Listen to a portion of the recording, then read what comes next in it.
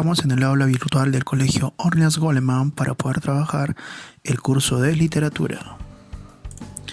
En esta ocasión vamos a trabajar primero una periodificación de la literatura de la primera parte que nos toca en nuestro curso en relación al autor Felipe Guamán Pomada Ayala, este cronista indio, que nos va a servir como punto de partida.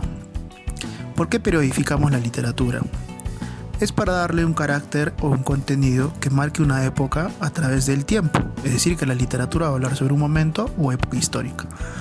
De hecho, la primera parte es lo que se llama la literatura prehispánica, antes de la llegada de los españoles. Y normalmente nosotros la identificamos con la poesía quechua, ¿no? Lo oral. En segundo lugar, habría que recordar que esta literatura, que sigue después de lo prehispánico, es a partir de 1532 con la llegada de los españoles al Perú. Algunos dicen que ese momento es la conquista y hoy en día se utiliza el término invasión. He colocado ahí algunas fechas que la historia nos dice que son las fechas correctas, la de la colonia, el virreinato y la batalla de Ayacucho, ¿no? Que de ahí vendríamos a trabajar otro tipo de literatura. De hecho, entre la colonia y el virreinato, ¿no?, habría que recordarte a ti que es este momento de llegada. Bueno, luego del virreinato, ¿no?, antes incluso de la batalla de Ayacucho, vamos a trabajar nosotros la literatura de ¿qué? De la emancipación. ¿A qué nos referimos con emancipación? Es el momento histórico donde en este lugar del mundo, que es básicamente el Perú, va a empezar a hablar sobre las ideas de independencia en relación a nuestro curso de la literatura. Luego vendrá pues la literatura de la República, la literatura del romanticismo, etcétera, etcétera, ¿no? Pero ya hemos chequeado esta primera periodificación. ¿Dónde vamos a ubicar a Guamán Pomada Ayala? Obviamente de 1532 hacia adelante, porque con los españoles va a llegar la escritura y el idioma, que en este caso es el castellano, ¿no? Y va a permitir recopilar de manera escrita aquello oral que venía en la poesía quechua. De hecho, estamos chequeando ahora en la pantallita este mapa del Tahuantinsuyo y vamos a observar las características de la literatura oral, ergo de la literatura prehispánica. Bueno, por ejemplo, es oral, es anónima porque carece de un autor, es colectiva, es ritual, es simbolista y es clasicista. Y de hecho esta literatura prehispánica tenía dos tipos de enunciadores, los famosos amautas y los jarabicus o los jarabej. Recordáis que de ahí viene el jarawi, ¿no? Aquí tenemos este primer avance. Estas características van a apoyar la literatura antes de la aparición de la escritura, en este caso la llegada de los españoles, y nos interesa de sobremanera por una sencilla razón. Este es el componente intrínseco que tiene la literatura nacional y que es parte de ella. Los jarabicos, por ejemplo, que crean los jarawis, ¿no?, de Avenida del Yarabí. En 1532 hablamos sobre la conquista y la invasión que ya te dije. Bueno, ¿qué aparece a partir de la llegada de los españoles? Dos términos muy importantes: la transculturación y, en segundo lugar, el mestizaje. ¿Listo? Es este tipo de valores donde lo nacional todavía no aparece, pero va a aparecer esta mezcla entre lo europeo occidental, que es lo español, y lo nativo o amerindio, que en este caso sería lo indígena, bueno, lo más que todo lo quechua y lo aymara, ¿no?, o aymara. Esa mezcla de dos cosas. ¿Cuáles son las características a la llegada de los españoles? Por ejemplo, ¿no?, se inicia el mestizaje cultural, también el mestizaje evidentemente por la mezcla de nuestra sangre. Se registra la literatura oral a partir de la escritura y sobre todo el género que se trabaja es la crónica, que la crónica es un tipo de relato histórico que tiende, ¿no?, a recopilar detalles reales, ¿no?, pero que en ese momento todavía no, porque no estaban bien definidos los géneros literarios. ¿Listo? Es por eso que la crónica la trabajas tanto con Guamán, Garcilaso de la Vega, y la puedes trabajar en historia como en literatura. Pasamos ahora al autor que nos interesa, Felipe Guamán Pomada Ayala. San Cristóbal es un Ayacucho 1534 y Lima 1615. Hemos colocado una imagen del libro más famoso de este autor, que es Nueva Crónica y Buen Gobierno, ahí. ¿Listo? Bueno, este autor es el mayor representante de los cronistas indígenas.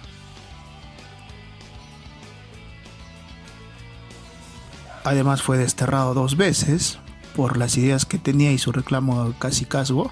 Es por el corregidor de Guamán en 1600 y también por el corregidor de Lucanas hacia el año 1606 y 1608. Además de ello, el título de cacique es aquello que reclamaba y es por eso que tenía diatribas o discrepancias con estos dos corregidores, además de su formación cristiana a base a su hermano, el padre Martín de Ayala, que le enseñó no solamente a leer y escribir, sino también los preceptos de la Biblia. Bueno, es considerado el mayor cronista indígena, ¿no? Observemos un poquito más ahora. ¿Qué trabaja Guamán Poma Ayala? La crónica. Pero se considera que es una crónica de tipo indígena. ¿Por qué? Porque Guamán es un indio, ¿no? Y nos relata la historia de los vencidos en este caso. Además de ello, no olvides que su libro más famoso que vamos a trabajar luego, que es Nueva Crónica y Buen Gobierno, da esta versión de los vencidos en relación al aspecto histórico, claro que también al aspecto literario. Si trabajamos un poco al aspecto histórico, es este tipo de situación de poder donde el vencido no es el que cuenta la historia, sino el vencedor, que en este caso es el castellano o el español. Pero hay que recordar que este indígena que había aprendido a hablar el idioma del otro, del español, recopila estos relatos orales, danzas, ¿no? Estos dibujos que también hace ese momento, incluso enaltece la cultura de los incas, o prehispánica en todo caso. Pero hay que recordar también que esta versión de los vencidos es otra mirada sobre este momento histórico que es o la conquista o la invasión, que es el término que se usa actualmente, de 1532 hacia adelante, pero Guamán también va a hablar de lo anterior, que es lo prehispánico. ¿Listo? Eso sería la parte de la biografía de Felipe Guamán Poma Ayala. Ya hemos venido hablando. Ahora vamos a trabajar el libro más famoso de Guamán Poma Ayala. De hecho, es el único libro que tiene, pero nos interesa porque nos va a dar esta versión del vencido, es decir, la mirada desde el indígena o habitante nativo del Perú, pero que se ha apropiado de la otra cultura, de cierta forma también, que sería la cultura del otro o del español. Ahí trabajamos el librito, el nombre original es Nueva Crónica y Buen Gobierno. ¿Listo? Pero nosotros lo conocemos como Nueva Crónica y Buen Gobierno. Data del año 1615, pero recién lo van a descubrir muchos años después, de hecho siglos después, ¿no? A ver, vamos a ver qué dice acá. ¿Cuál es su género de trabajo de este tipo de libro? Recuerda que estamos trabajando con Guamán Poma Ayala, la crónica. ¿Listo? Esta crónica, o esta especie literaria en realidad, ¿no? Va a hablarnos sobre un relato histórico. ¿Listo? Y en segundo lugar, ¿qué trabajamos aquí? Nunca llegó a destino este tipo de texto, que era el rey Felipe III de España, y recién fue descubierta en 1908 en la Biblioteca Real de Copenhague, la capital de Dinamarca, por Richard Pichman. ¿Listo? Muchos años después incluso se va a sacar una edición facsimilar para el público. Nosotros vamos a decir que esto es una crónica epistolar porque es una carta dirigida al rey. Como ves ahí, ¿no? Escrito en estilo de carta dirigida al rey Felipe III de España. ¿Cuál es el tema más general de este texto?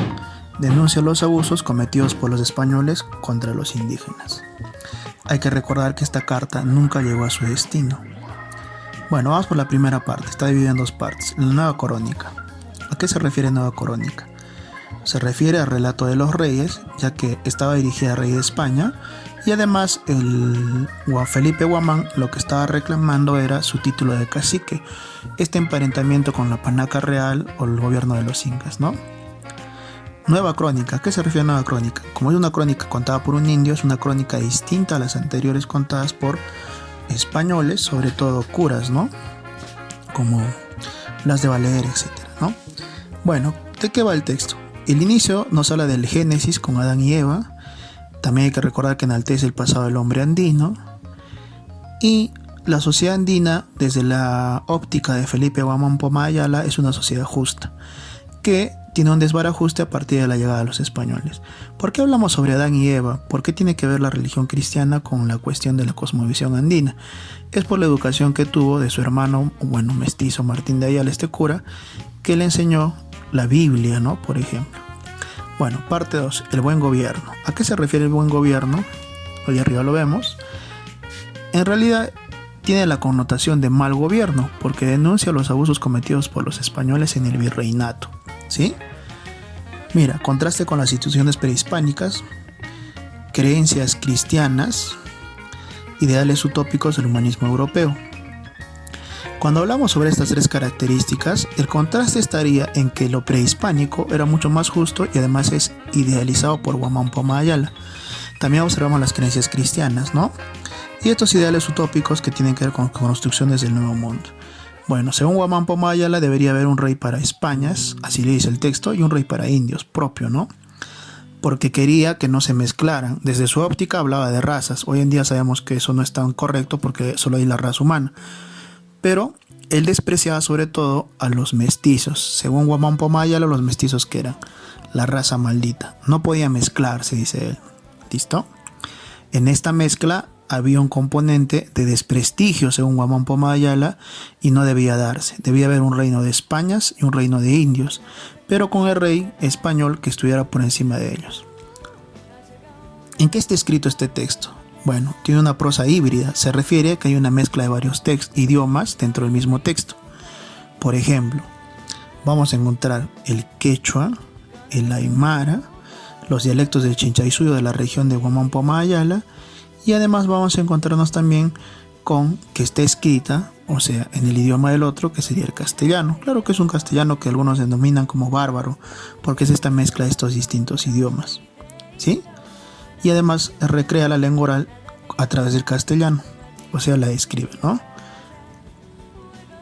Pero lo que nos interesa es que este autor va a mostrar a través de este libro la cosmovisión del mundo andino, esta forma en que tienen los indígenas de observar el mundo. Bueno, este libro tiene más de 400 dibujos y más de 1000 páginas, ¿sí? Cuando hablamos sobre Nueva Crónica y Buen Gobierno, estamos frente a un texto que describe y da luces sobre un momento histórico que no es muy claro, porque recuerda que el oral no se puede registrar a través de la escritura, pero estas crónicas, sobre todo esta, nos da la versión del indio, ¿listo? En este caso la versión de Felipe Guamán Poma Ayala, que lo acompaña también con dibujos, y en realidad tiene 1189 páginas, ¿no? Pero ponemos más de 1000 páginas ahí. Además es una crónica epistolar, porque es una carta dirigida al rey Felipe III de España. Y en tu examen de admisión te va a entrar ese término que es crónica epistolar. ¿Listo? No olvides que cuando hablamos sobre este textito de Nueva Crónica y Buen Gobierno, hemos visto que tiene dos partes: Nueva Crónica y Buen Gobierno, ¿sí? Y que en estos dibujos, que algunos consideran ingenuos, va a retratar, y esto es una pregunta de tu examen ya, los abusos cometidos y las injusticias cometidas por los españoles, ¿sí? Hasta aquí tenemos el avance de lo que vendría a ser el autor Felipe Guamán Poma Ayala, tratando de resumir para que tu avance sea el más coherente, pero ya tienes la gran cantidad de información que también va a estar en tu práctica en la descripción del video. Muchas gracias, hasta aquí la clase virtual del Colegio Orleans Goleman.